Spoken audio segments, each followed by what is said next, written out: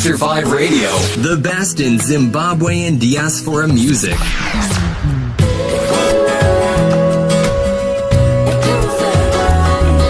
Hi, this is BERITA, and you're listening to After 5 Radio. Enjoy. This is After 5 Radio. All my music is released under my company, and I was able to purchase most of my back catalog, like the song you were playing right now. And my company now owns that music.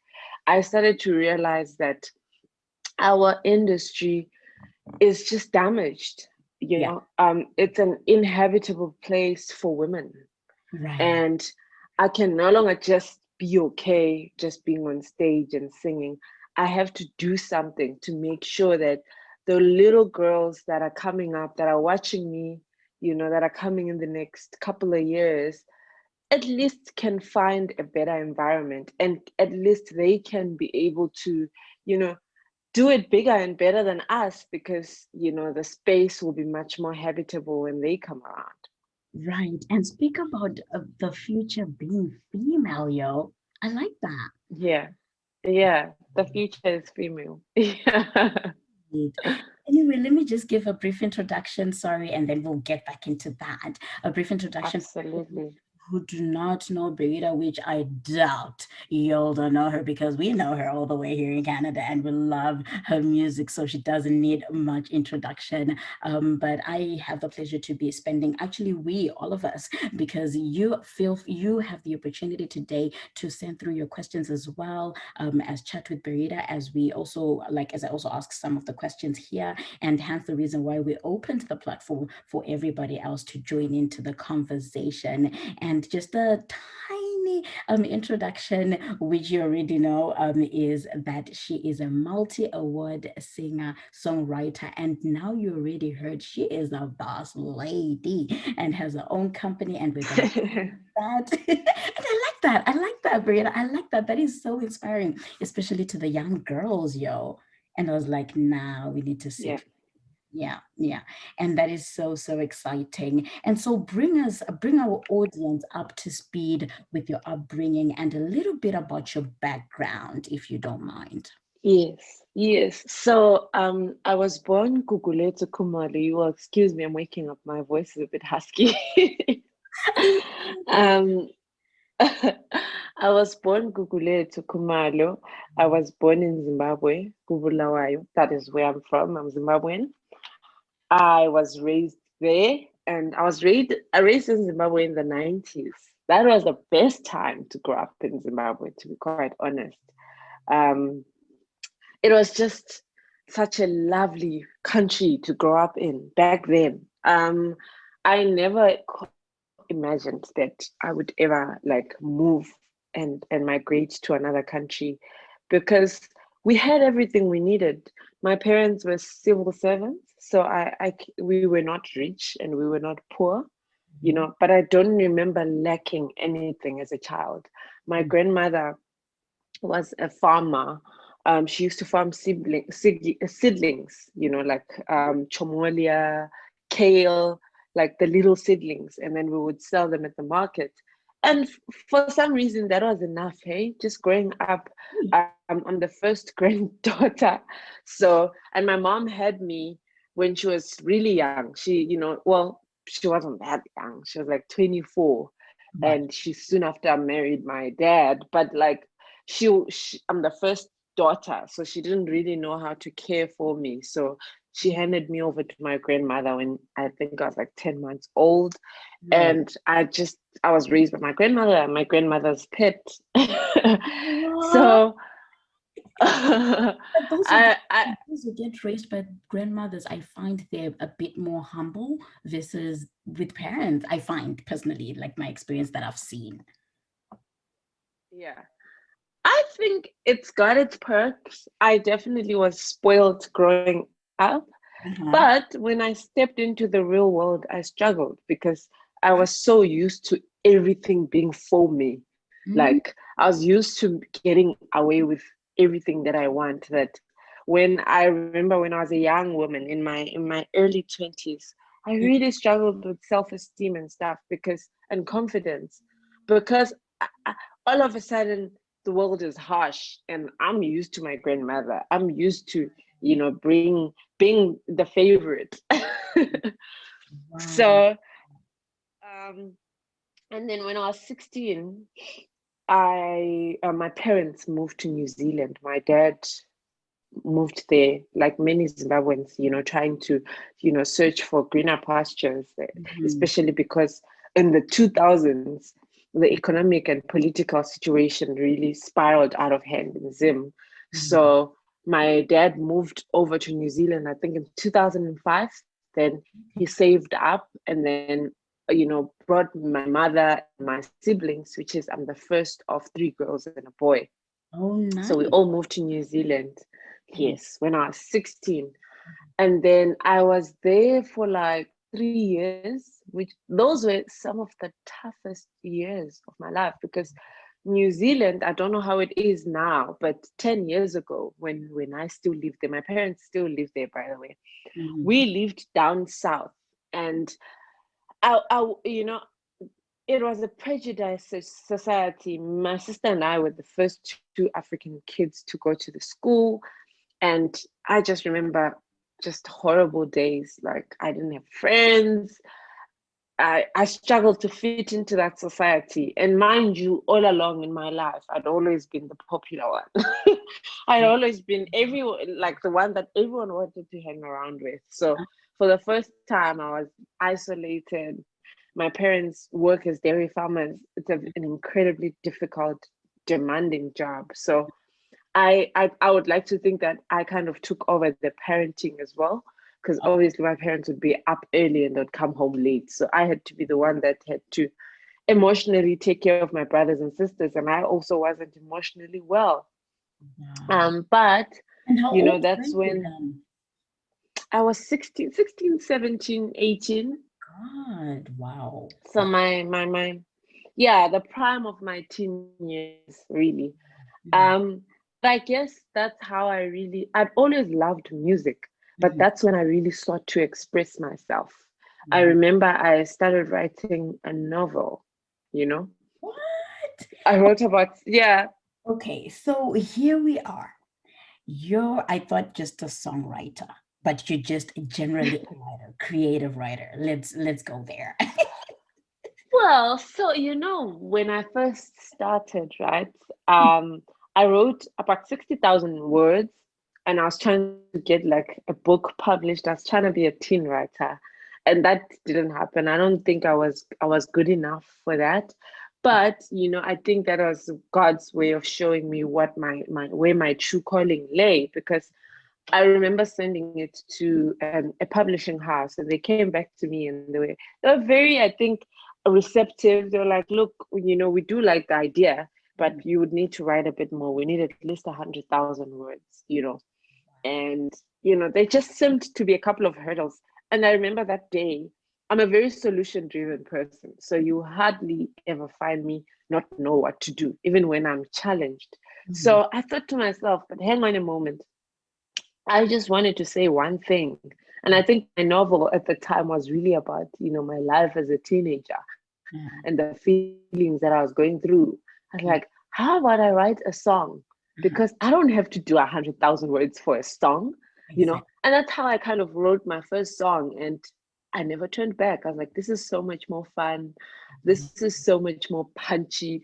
I Mhm. can really get out my feelings quicker and I can have more impact because, you Right. know, I can get everyone to listen to my songs. But when did you discover though, like that you had the voice, if I should put it that The way, voice. voice? Because Yo, that's a one good thing loving music, question. yeah, it's one thing loving music. I'm a sucker for music. Like I am always playing gonging music, bass, and stuff like that. But if you want to hear my vocals, hey, girl, sit down. So I then decided that I needed to play an instrument.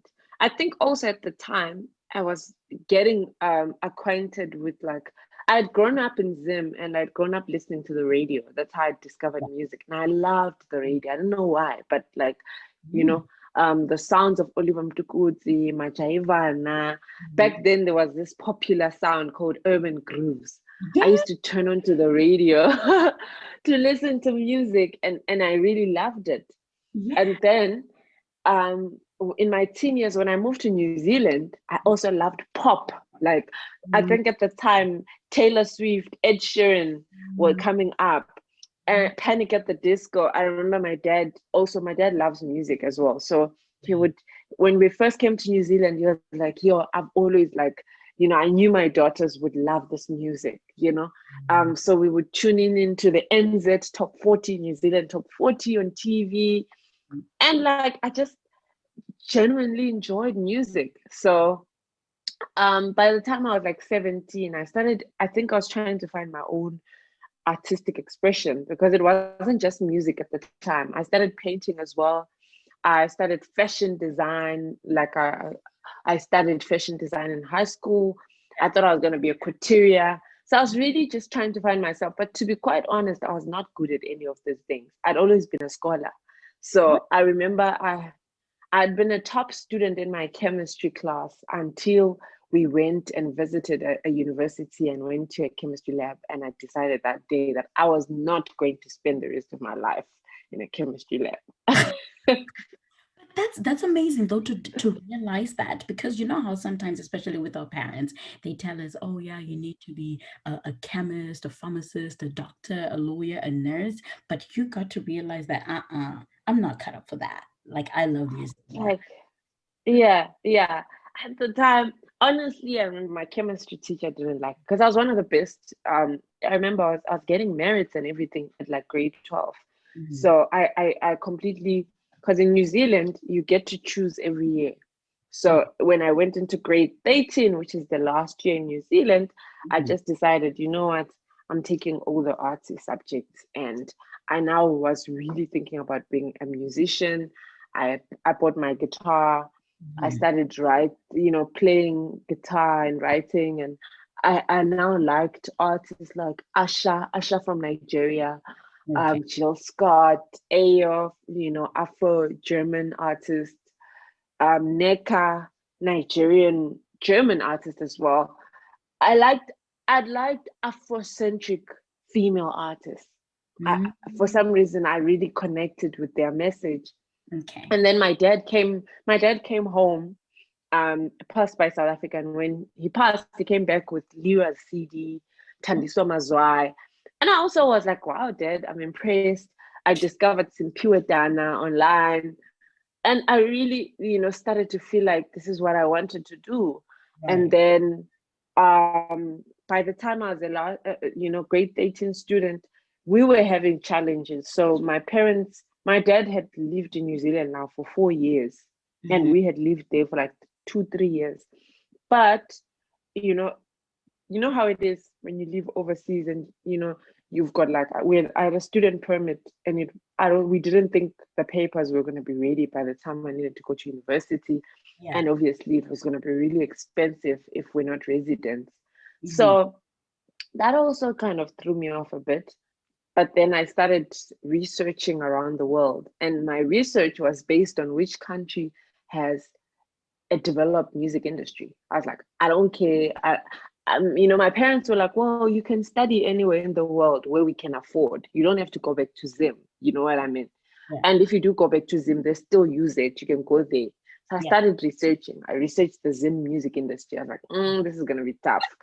Then South African music industry, I was like, this is where I could really fit in. In terms of the language, I'm Ndebele. Uh-huh. I won't struggle if I go to South Africa. I Mhm. started, trying to apply for universities here. Mhm. You must understand, by the time I was a grade 18 student, I was only taking arts subjects. So the only way I could obviously come was to come and study. So I then decided, you know what, I'm going to study accounting, because at least if I study accounting, my parents will be happy about that. I've always been good with numbers, but in actual sense, I really just want to be a musician. Uh-huh. So I was accepted into a previously disadvantaged university. And I say that because I'm also going to touch on the cultural context of South Africa. Okay. I went to a previously disadvantaged university in the Eastern Cape called Walter Sisulu University. Okay. And to be quite honest, I've always been a bright student, but by the time I applied, the South African system could struggle to really convert my New Zealand high school results to South African results for them to really see, where, which percentile I was in terms of like, my education and which course, would be best suited. So I pushed. I remember, just making sure, calling all the universities. Walter Sisulu was the one that had late applications because, mind you, I was doing all this late, really late. And then I was very lucky. There's a lady that I spoke to at the international office that was like, look, just come to South Africa. We'll make a plan. And that was enough for me to convince my parents to be like, and my parents obviously didn't want, I'd taken a gap year. So I really did need to go to university. Right. And also the varsity school fees here in South Africa, especially for that school, were not that expensive. So my parents were like, okay, go. And I remember my dad being like, and then young lady, where's this guitar going? Because by then I had bought myself a guitar. Yeah. And then I was like, Dad, let's not have this conversation. Like a conversation. You know how parents are. My dad tried to bribe me. No, go, I'll get you a guitar when you get there. I was like, Dad, I don't want you to buy me a guitar when I get to South Africa. Let me just take one suitcase and a guitar. I'll be fine. Right. I can tell you that from the first day that I arrived in Joburg and flew straight to East London because, the varsity was in the Eastern Cape. And I remember taking a cab from the airport to the residency where I was going to be staying. And I asked the cab driver, where do people express themselves here? Where do people play music? This is me. It's my first day in South Africa, and I'm already asking, Ziwapi, basically, like, where does what happen?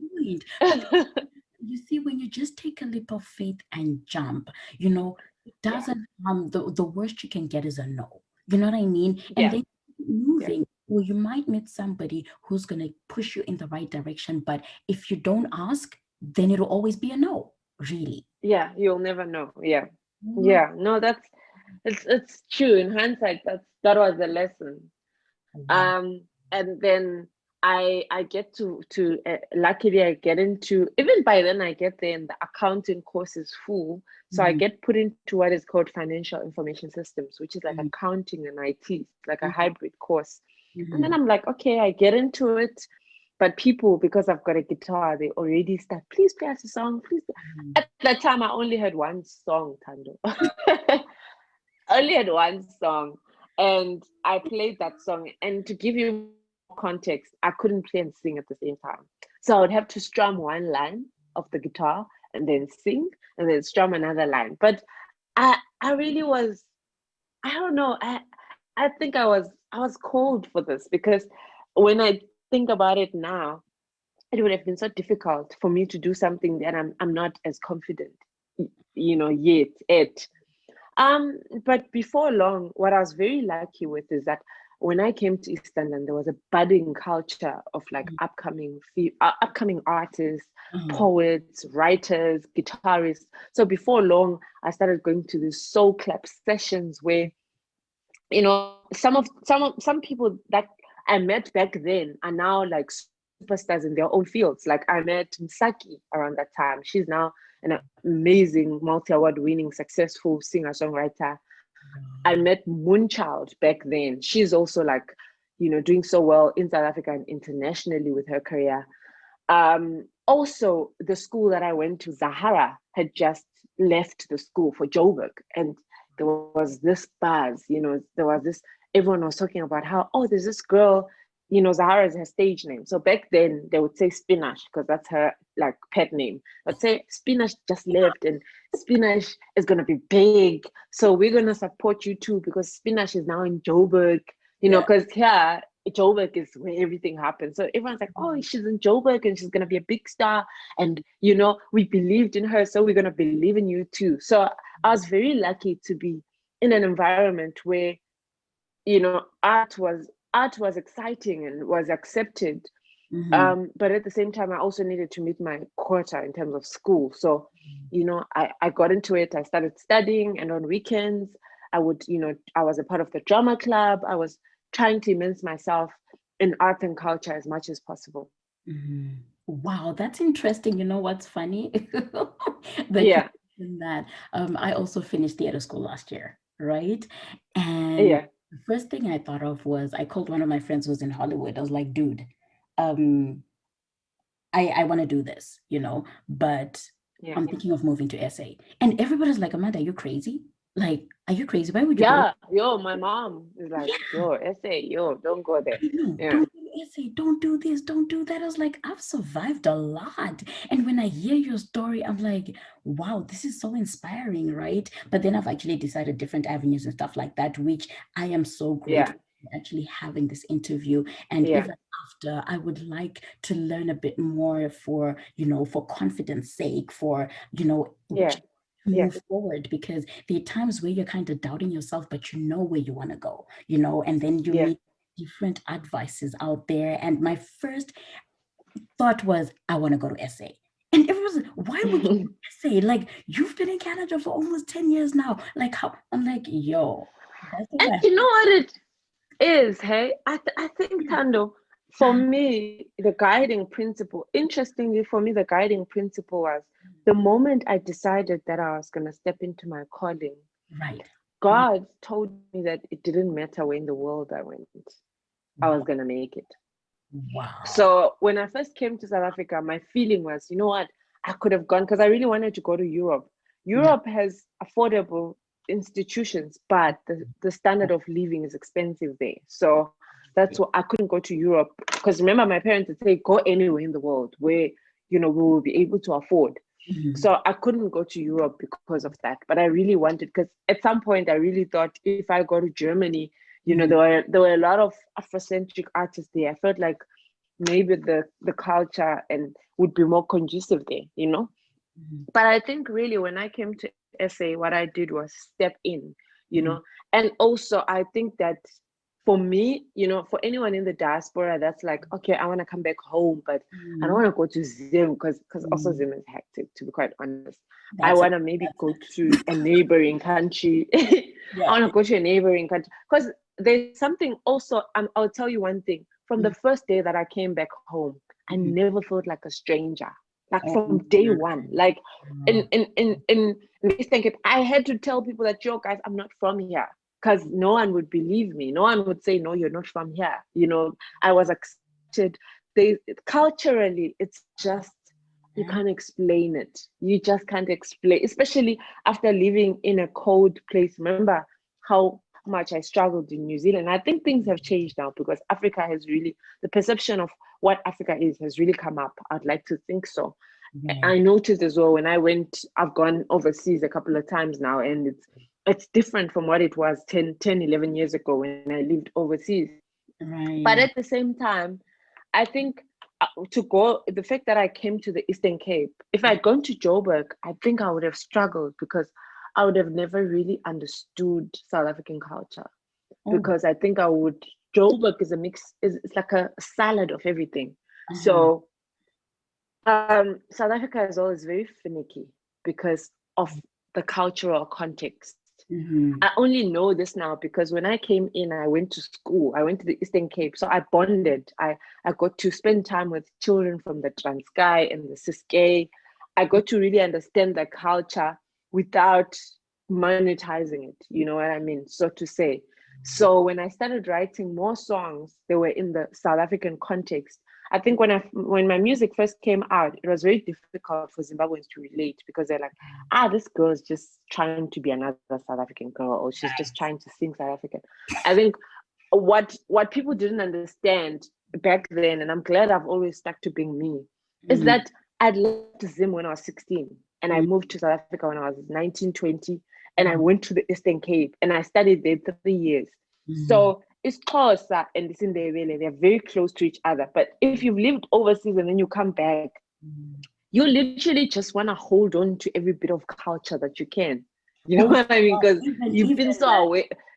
I totally get it. Even on my end here, I'm like, nah. My Yeah, first name is Amanda, right? But I'm like, nah, we're gonna switch it up and go to yeah, Notando. Because, I value my culture so much because mina I'm bilingual. Nyakhuluma, I speak and ndinotaura wonke, right? So yeah, yeah, I want to preserve my culture, because it makes me unique, especially in the country that I am in, right? Where you yeah, find different cultures, they embrace diversity and stuff like that. And I can totally understand where you're coming from, but it yeah. makes you appreciate more of your culture. Yeah, yeah, no, and culture is important. I'm Ndebele. Yes, I am a bit bilingual, so Mhm. I speak Shona and I can understand it, but I'm not very good. Well, just Um, to but crying out loud, that we give you that. yeah, so but the thing is, or the thing I loved about isiXhosa, like Xhosa, Zulu, Ndebele, Swati, those are Nguni languages. So we are literally the same group of people. We were just displaced, Mhm, over the, like, if you go back in history, mhm, you learn that the Nguni people were dispersed because they were going to different places, and as you went to different places, your dialect changed slightly. You know what I mean? mhm, So what I think was exciting for me about going to the Eastern Cape as a Nguni mhm. young lady, and also, like, getting into Xhosa culture, was that the Xhosas are very proud of who they are, Tando. Oh, The absolutely. Xhosas, you must understand, Nelson Mandela is Xhosa. You must understand Black Panther, they speak isiXhosa. Even before that, like, Xhosas have a general excitement, passion, and pride about who they are and their culture. And growing up in Zim, there's always been honestly a disparity between Ndebeles and Shonas. I It's know. almost like Ndebeles are second class citizens in Zim, to be quite honest. I And it's, for the longest time, especially when I was growing up, Ndebeles were not loud and proud about who they are. They were proud, Mhm, they've always, I'm a Kumalo, so I've always been treated as royalty. Everyone has always been like, oh, Makumalo, royalty. mhm. But Ndebeles were not loud and proud. So when I came to Xhosa people, and Xhosa people are rowdy, loud, and proud about who they are, I Mhm, think I needed that, mhm. Wow, that is you know? having to realize that. Yeah, Oh, yeah. So I actually started to understand that, cultural currency trumps in everything else. And obviously, because when I started making music, I was making music for myself and my friends in the environment that I was in. So mhm, I started writing in Xhosa. I do have songs in Ndebele, mhm. actually. I do a few. Some people Okay. can't tell Mhm. because sometimes I mix Ndebele and Xhosa when I write, you know. But sometimes Xhosa people ask me, yo, what's this? Because I don't know what you're saying here. And I'll say, oh, sorry, I'm Jebele. So what I'm saying here is this, this, this. And then they get it as soon as I say it. So, but I've never really tried to say, oh, let me stick to Ndebele because that's where I'm from. I've been like, you know what, I'm Ngoni at the end of the day. And besides, like, from a commercial perspective, I Yeah. really like, I'm allowed an artist because of South African culture, because that's where I make my money. Right. Oh, wow. That Yeah, is so amazing having to even just be you, remain being yeah, you. That's the only way you can survive, especially in the entertainment industry, right? So then I'm like, yeah. you know what? I would like to sit down and talk with this lady. Even when I saw that you were busy, because everybody was like, Amanda, I thought you were supposed to have an interview with Berita. I'm like, guys, she is busy. And I can totally get it because, Yeah, I'm in the entertainment industry. There are times where I'm like, okay, I want to do something for somebody, but it's too much, right? And I can it's totally tight. Yeah, a lot. So I can, and I'm like, wow, how do you do all this? And then I see your collaboration and all that jazz. But before we get into collaborations, which is yeah. something that's going to be interesting, do you mind introducing your do you mind introducing your new song with Choir Africa, Ungandi Yes, Bolali, as we take a break before we come and talk about that? yes. This song is a song that comes at a time where in South Africa, gender-based violence Mhm, is at height, mhm, of it's at the highest it's ever been. So it's as much as it is my pleasure and honor to be the voice of this cause, it's a very difficult time in South Africa right now. This is a song called Ungandibulali with the Ndlovu Youth Choir. I had to play it right to the end, and you heard it for yourselves. That was Ungande Bolali by Berita and the Ndlovu Young Choir in South Africa. And whoa, I feel like this song it is powerful. It is powerful, and it's really touching. But I was wondering what cued you? How did you get to collaborate with the young beautiful ladies on this song? Choir. Yes. So I first, well, let me give you a bit of context as well on it. Is that during the lockdown, there was a spike in gender-based violence cases. And again, I think for me, it goes back to the cultural context of South Africa. You must understand that apartheid ended 25 years ago in South Africa. So as much as South Africa is a second world country, there's parts that are highly developed and parts that are, still, like, are like third world, are like what a third world country would be. There's a big gap between the haves and the have-nots. And also a lot of the people my age, I noticed this when I first came to South Africa in the Eastern Cape, that a lot of people were not coming from families where they had a mother and a father. A lot of people came from fatherless families because, it's like in Zim, the war was like 40 years ago. So maybe our parents came from such a situation, but we don't. We come from a situation whereby, my mother and father are still together 30 years later. Here in South Africa, at least, one of every two people you meet comes from a broken family. So because of that, I feel like there's a lot of pain and a lot of healing that still needs to happen. And unfortunately, there's no country that doesn't have its own social ills, but South Africa has really been struggling with gender-based violence over the past couple of years. And every year we always have these names of girls. Like we had Karabo Mokwena, we had Uyinene, we had Ukwasa. Recently, there's always these girls that get brutally murdered in the hands of their partners.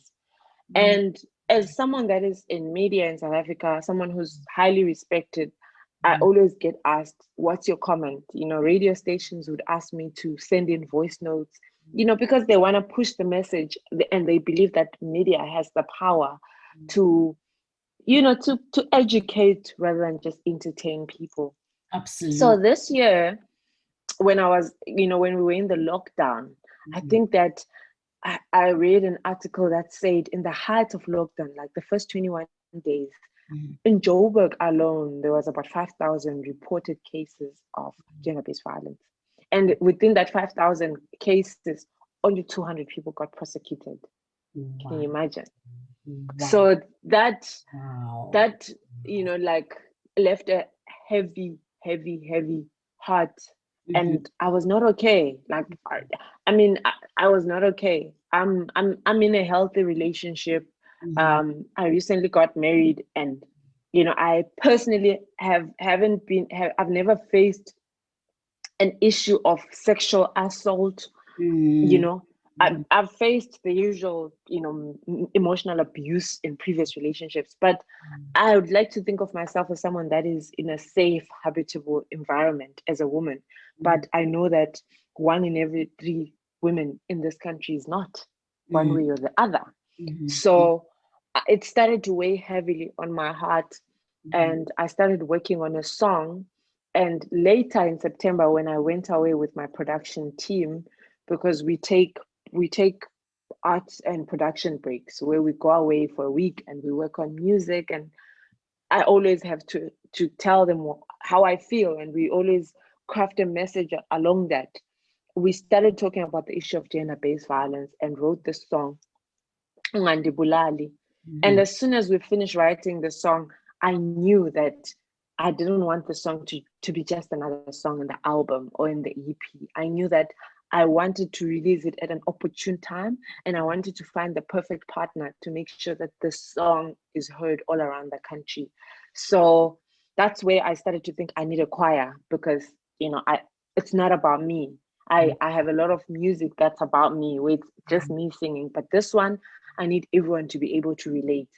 Mhm. And the Ndlovu Youth Choir is an internationally renowned choir. They came second on America's Got Talent. Yes, I saw that. I was like, yay, Africa represented. Yes, so they are a choir that is, just up, they are doing the things, man. They're internationally renowned. They are signed to Sony Music International via Simon Cowell. And I reached out to them. I'd never obviously been in communication to them prior. I reached out to them with the song, and Mhm. they resonated with the song from the very beginning. They said, yes, let's do it. Mhm. And then we got the song done. And Mhm. as soon as I had the first demo of the song, I sent it through to the SABC, the National Broadcasting Corporation here in South Africa. Mhm. And I pitched the song. I was like, 16 days is coming up, and I believe you need a song that's going to speak to everyone. Let's partner. Mhm. And I'm very fortunate, all my dreams happened. They came through, and they came true. SABC partnered with me. They have a campaign that's running now called Do Not Turn a Blind Eye. And Mhm. this song is basically on high rotation across all SABC radio stations, Mhm. and we are helping, hopefully, save lives with this song. Oh, and so you will. So you will. I am sure it will. Yeah. Wow. And since we don't have enough time actually to finish off, I mean, not to finish off, we do have time to finish off, but we don't have enough time left. I wanted to ask about BERITA, the leader. Holy. We need to talk about BERITA, the leader. Okay, so you're Yes. not only a musician, you're not only a Yeah. musician or inspire people like that, but you inspire a bit beyond. You inspire more than we expected. And I see a whole lot of people sending messages saying, oh my gosh, Berita is so inspirational. Like I feel inspired, right? And so you're Yeah. also a impressively the founder of the Womb Africa, being the woman of the music business, right? And Yeah. congratulations Yeah. for that. I was like, yay, okay, we got you, we got you. So do you mind telling us more about the Womb and the campaign that you had? Was it like a workshop for Zimbabwean, not Zimbabwean, sorry, for female artists and managers across the Yeah. continent to register for sponsored virtual online courses? Yeah. Yeah. So the womb is a new baby of mine. Mhm. It's an idea that I heard for many years. So I always found that in our industry, women don't talk, women don't communicate. And when they do, they're not talking about business. They're not Mhm. talking about, yo, let me come to studio. Mhm. Let me spend some time in studio with you. Let's make music. They're Mhm. not talking about how do you do that? How do you like, there's no sharing of information and opportunities. And as a result, there's not enough women in boardrooms here in South Africa. I think I only know one woman that is like the CEO of a major record label in the country.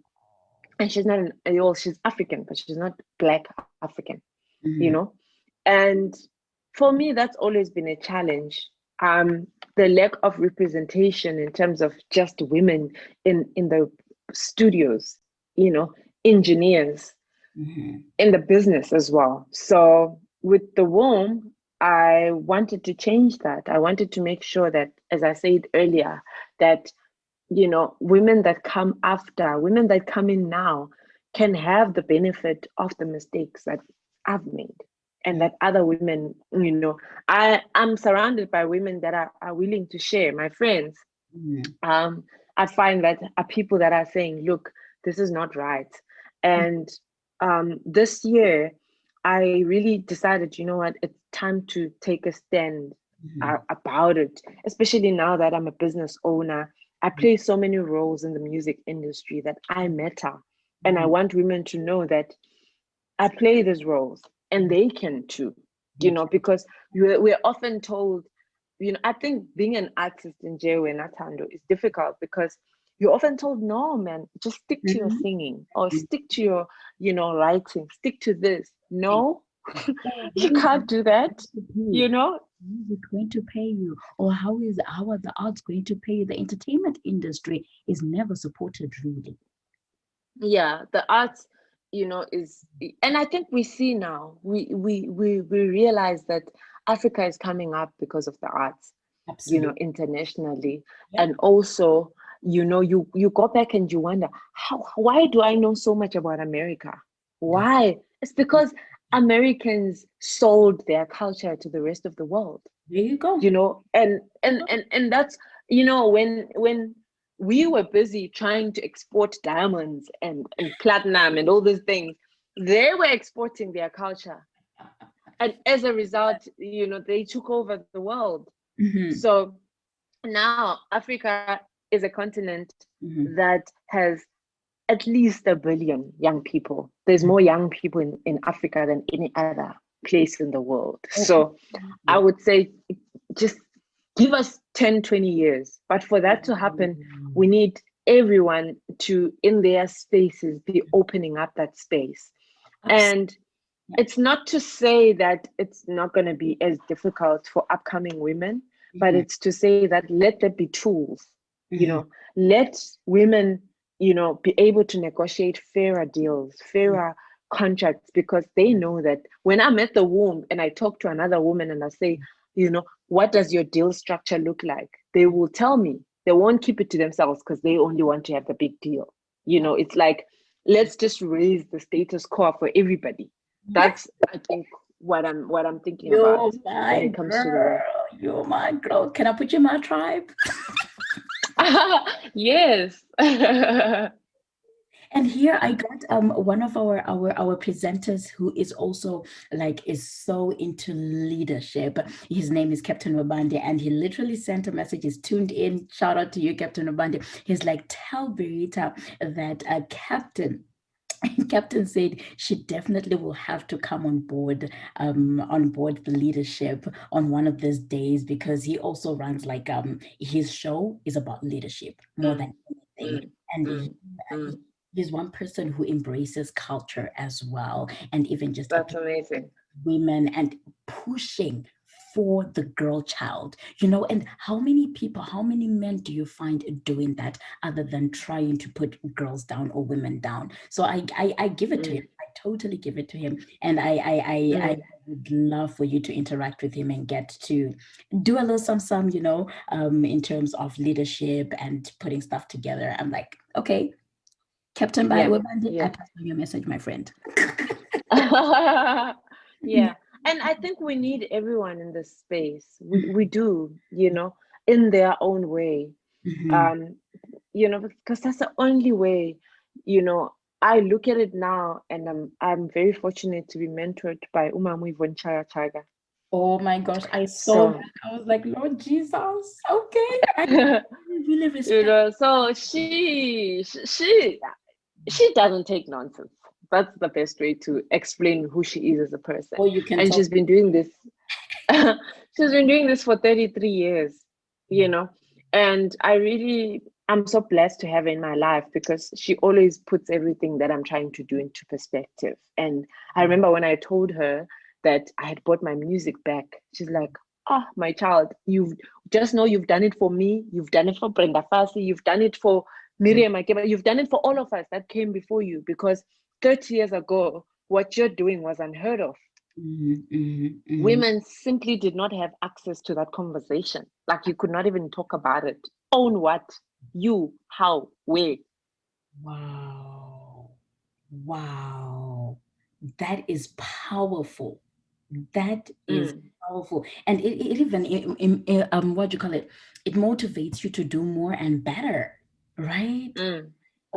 That is so crazy. Even when I was like, okay, what are you cooking with Yvonne Chaka of all the people, like one of our musicians back in the day, very talented artist. I was thinking, okay, it's another collaboration, but having her as a mentor, I can imagine. Yeah. I can imagine. Yeah.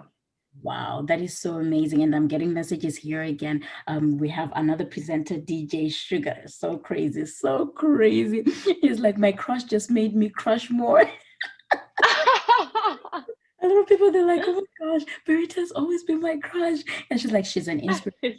But yes, like, oh yeah, she's such an inspiration. And I've been talking about the narrative of culture, emphasizing a whole lot. Yeah, he's also been on Captain Obandi's show as well, trying to That's talk about amazing.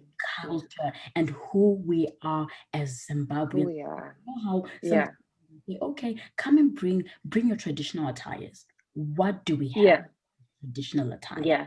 Yes, Yeah. what do Yeah. when we say, okay, we want to show who Zimbabweans are. I mean, I can tell you, and people were laughing at me when I brought it here. I said, Ngapa in Canada, when you say, what's your culture? By Istrala Upela. Like Saza. Really? Can we do better? Like, who are we in Zimbabwe? Yeah. Yeah. No, I think that, it's a conversation that is taking root definitely at this point. Mhm. And I'm hoping that it can help us undo the wrongs that have been done. Yeah. I think that for me, what pains me about Zimbabwe is that we are divided.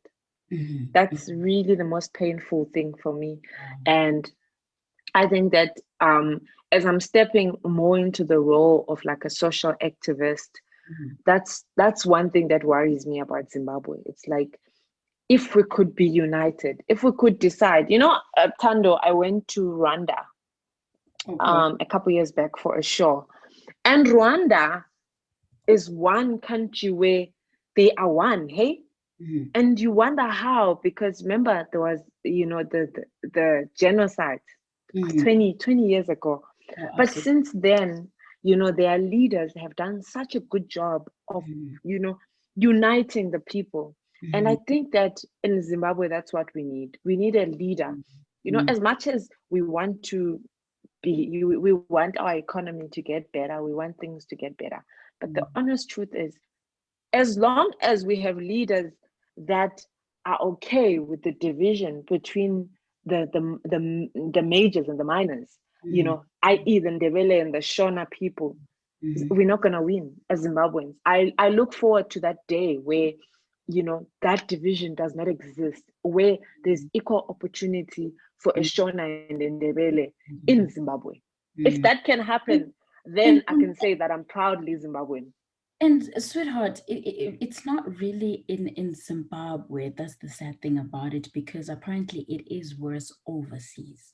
I find, Yeah, and me not being bilingual, when I go one side, I hear the bad of the other side, and when I go to the other, yeah, I'm like, yeah, God, when are we ever gonna collaborate? I was even telling like one of both of these guys, when we were part of we were just doing like a pilot of the culture, showing our identity, who we are, and stuff like that. To say, yeah, asked I asked a youth, would let's collaborate, let's do a collective Yama youth yeah, together, and just bring the arts industry together. And yeah, the first question I got was, who's gonna be there? Ngati Ama youth, because I knew where the story yeah, was. What? Oh, yeah. if it's Shona, I'm not going there. Ngati, why would you say? Mm, Why would you say that? Because clearly I take you as a brother, yeah, and I'm half of that. You know what I mean? And yeah, it means what, you're insulting half of me, but I still love you for you. And I'm thinking, yeah, when are we ever gonna be able to come together? And I love the fact you're also looking into how best can we, as Zimbabwe, for starters, yeah, how best can we put us together? yeah, How best? yeah. It's very important, Tando. It's, people don't talk about it. And Mhm. whenever I talk about it, there's a bit of uncomfortability in the room. I always say I left Zim when I was 16. Mhm. I'm almost 30 now. In 3 or 4 years, I would have, I would have lived outside of Zim more than I've lived in Zim, you Right. know. And for me, Zim is still my home because that's where my grandmother is. Yes. Mhm. That's where my grandmother is. But Mhm. when it comes to the culture of Zim, Mhm.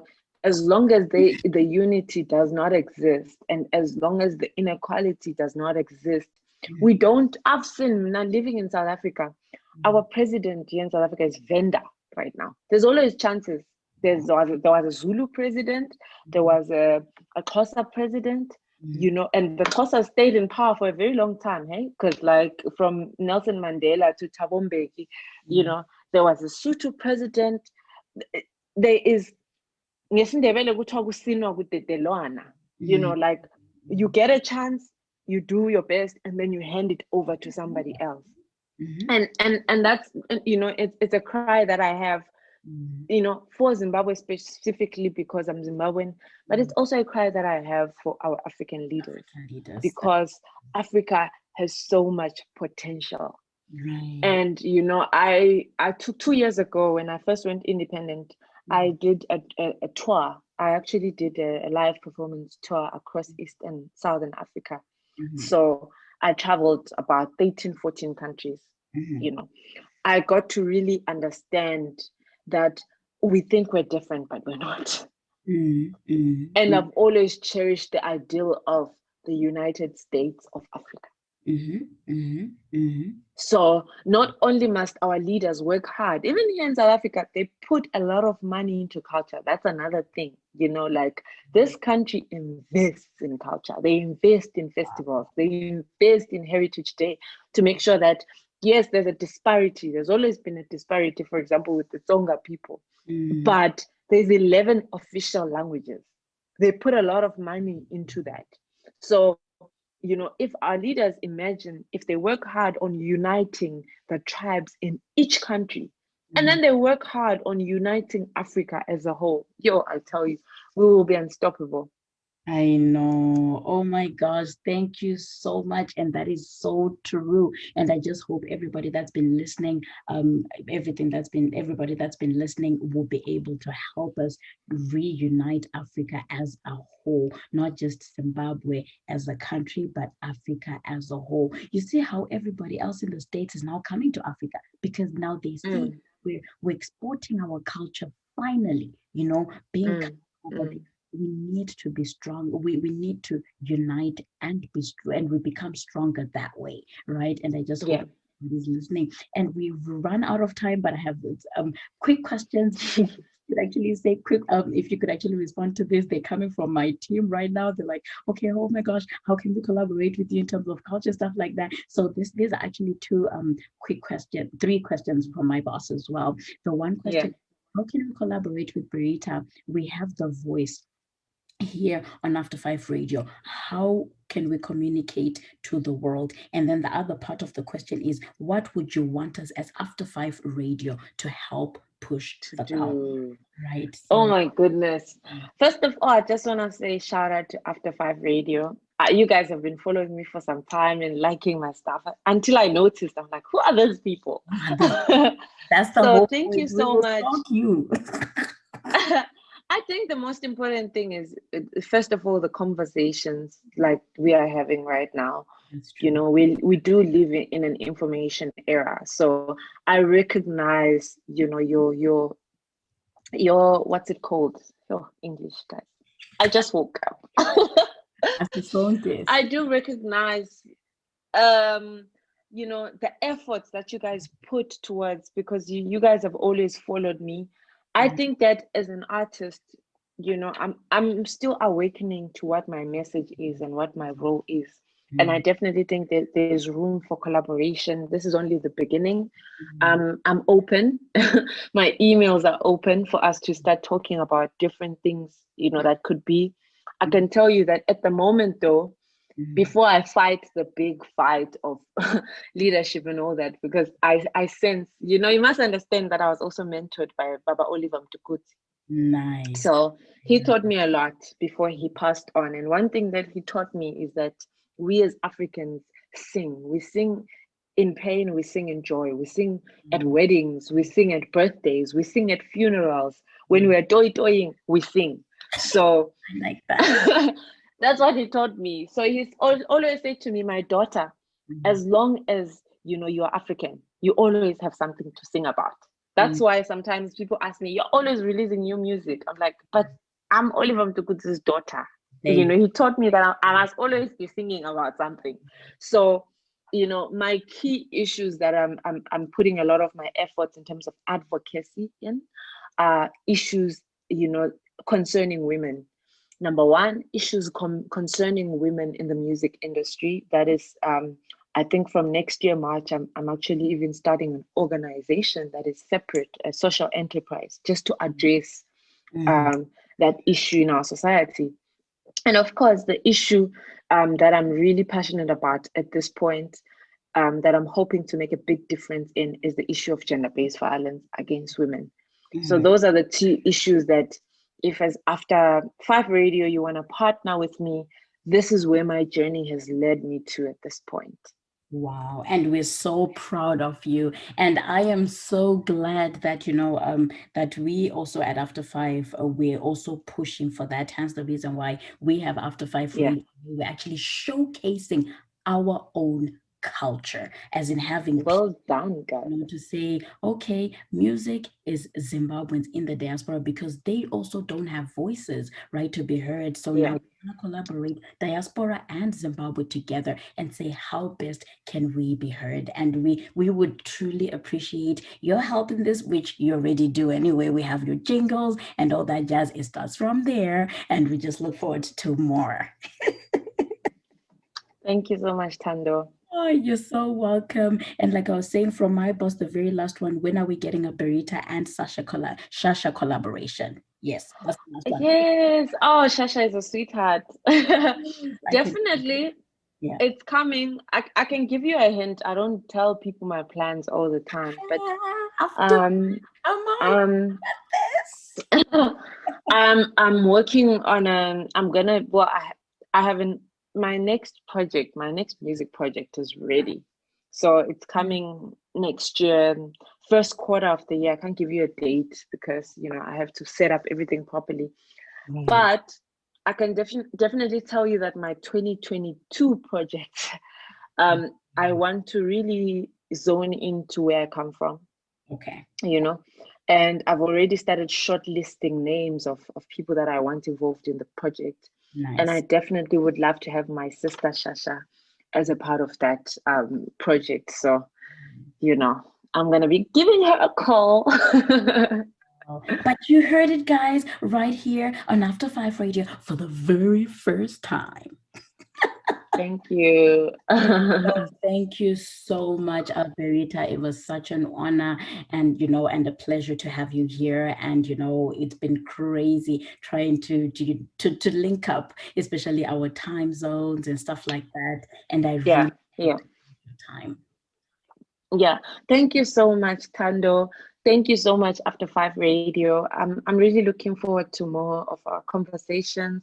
I was supposed to come to Canada, but COVID happens. This was supposed to be the year where I travel, but I believe, this is a testament of us being, we are one world after all because of the internet. And hopefully I can visit you guys sometime soon. And definitely I am going to see you face to face because I usually host red carpets and stuff like that. So I will see you. Yeah. Awesome. It was so lovely, Berita, and thank you so much for your time. Yes. We will link up with you. And guys, you heard it for yourself from the amazing, talented, not only songwriter and singer, but also a leader who is advocating for our own culture, to export our African culture. What do you got to say? And are you going to be able to join us in this whole campaign of trying to figure out who we are and bringing our culture out there? And that was Berita, who was telling us about everything about her journey, from her journey and where she is headed. And please do go support her on a social media. And yeah, it's just an honor to have people as big as Berita taking time to say, you know what, I believe in this and let's do it together. It's really amazing. It's really amazing. And it was such an honor. Thank you so much, Berita. Thank you. All right, no, take care. So as we say goodbye to Berita, thank you so much for everybody who was a part of this discussion and for your questions. And I hope you'll be able to, actually not I hope, feel free to DM her in on IG, or even send her an email. Her email address is actually right there on her IG for you to get in touch with her. Such an amazing. At BERITA Yes. AFROSOUL. Yes, and my music is also available on all digital streaming platforms: Apple Music, Tidal, Spotify. It's BERITA, and you'll see all my music there. Yes, guys, you heard it for yourselves. So all streaming platforms, including YouTube as well. So you just look for BERITA, and then IG is BERITA Soul. BERITA AFROSOUL. Yes, BERITA AFROSOUL on Instagram. So yes, that was your girl BERITA, and thank you so much. I am going to close off here with Nguwe Weta by BERITA. Enjoy.